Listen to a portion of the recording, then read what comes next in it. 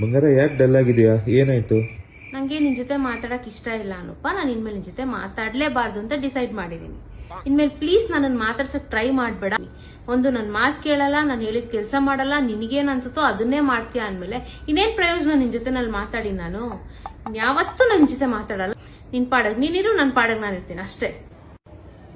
ನೋಡಿ, ಇಷ್ಟ ಹೇಳಿದ್ರು ಸುಮ್ನೆ ಮುಖ ನೋಡ್ಕೊಂಡ್ ಕೂತಿದ್ಯಾ? ಮಾತಾಡು.